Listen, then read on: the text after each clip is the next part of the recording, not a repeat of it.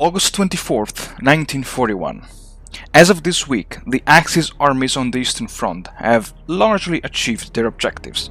Army Group North keeps Leningrad under siege and is now in almost full control of the Leningrad-Kalinin railway line, while Army Group Center has completely secured its right flank by wiping out the Kyiv cauldron. This week, the armies of Army Group North and Center carry on the preparations for the last great offensive of 1941. Once again, Army Group South is the only one lagging behind, constantly pursuing the retreating Red Army and unable to score a decisive blow against it.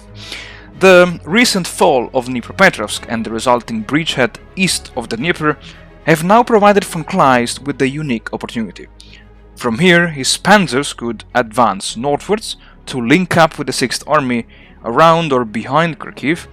They could advance eastwards into the industrial area of the Donbass, or they could swing southwards to assist the 11th Army and the Romanians, which are currently advancing towards the Sea of Azov. Given the lack of, again, supplies, fuel, ammunition, and even infantry support, this week von Kleist's panzers are once again forced to a standstill. Oh, and do you remember the first round of Odessa that last week ended with a Soviet victory? Well, this week begins the second round, and this week Odessa falls in Romanian hands.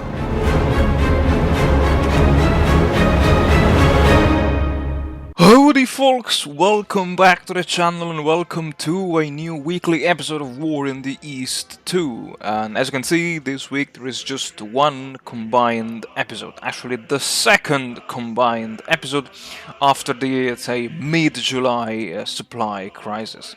Now, the reason why I decided to record one long episode this time is not because of any logistics crisis, but it's mostly because of the lack of any active engagement, active battle fought on the Eastern Front. Yes, along the entire Eastern Front, I think that there were just 3 or 4 engagements, which was, you know, just a pity for me to spend, to waste my time in saying, oh my god, yeah, now the 372nd Regiment of the, I don't know, the 36th Motorized Division is attacking here, and then nothing else, and then the infantry is marching, the panzers are falling back, and, you know, all this kind of stupid stuff. And so, yeah, for this week I decided to just condensate 3 episodes into one. And yeah, like, this week is just a week spent in reorganizing the troops behind the front line.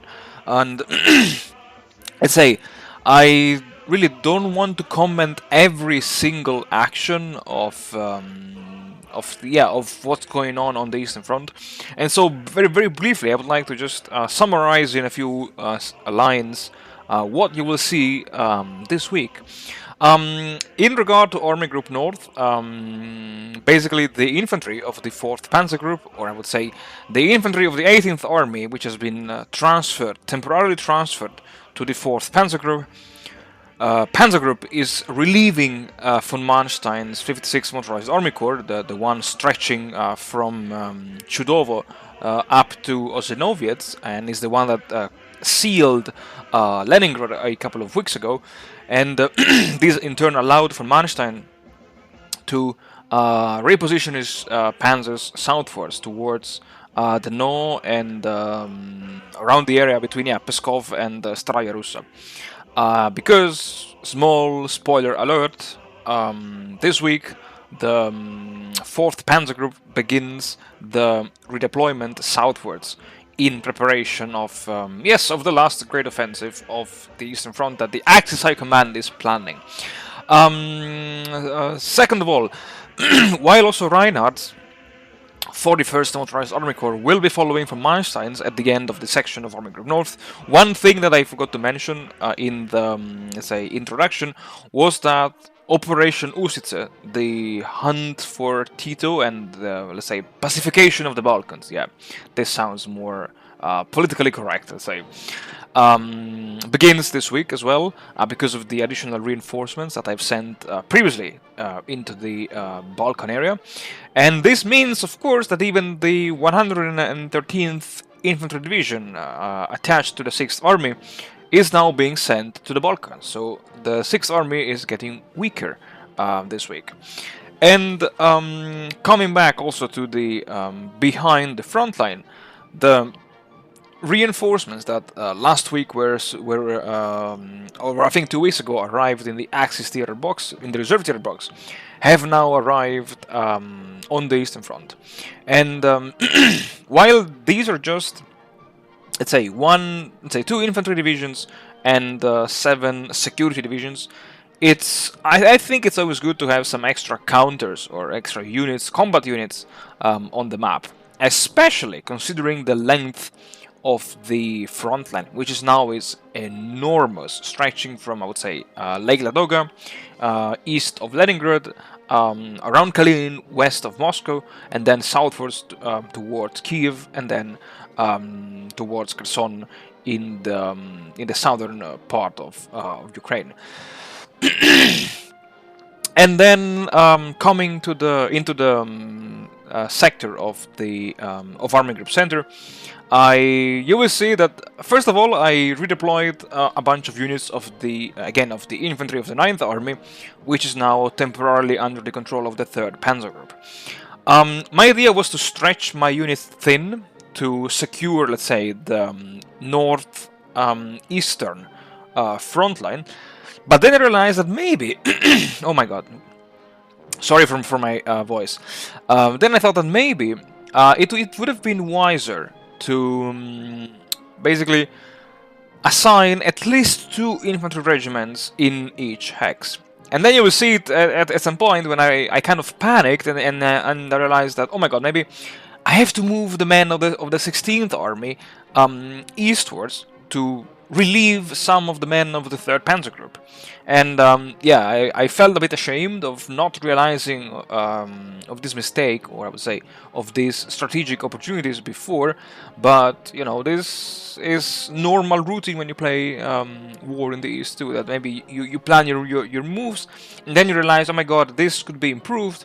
And luckily for me, I must say, really extremely luckily for me, I still had enough movement points to shuffle my infantry divisions around. Swinging southwards in the sector of the 4th Army, and I would say even in the sector of the 2nd Army and of the 2nd Panzer Army, again there was nothing too relevant going on besides an endless march eastwards to bring my my men into position and to hopefully leave them, or give them at least some time to rest and refit before the last great offensive of 1941. And even deeper southwards in eastern Ukraine, the 6th Army kept crawling eastwards, reaching almost Kursk, Belgorod, and approaching the outskirts of Kharkiv. While the 1st Panzer Group again just reassembled into the bridgehead east of Dnipropetrovsk, while the Romanians and the 11th Army crossed the Dnieper in the area of Kherson and established a very deep bridgehead, on the other side of the Dnieper as well.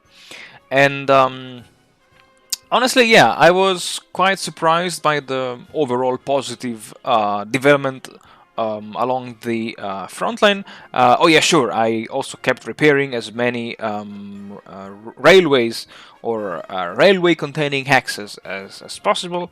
I've built depots, I've changed here and there the priority of the depots, and at the end I also moved a bit my AOGs on the map. And yeah, with this kind of quick summary of what will happen in this episode this week, I already leave you to the rest of the video, folks. And as always, I thank you very much for watching. I thank you enormously for supporting the channel. I wish you all the best, folks, and yeah, I hope to see you all again for a new week, for a new turn in just 7 days.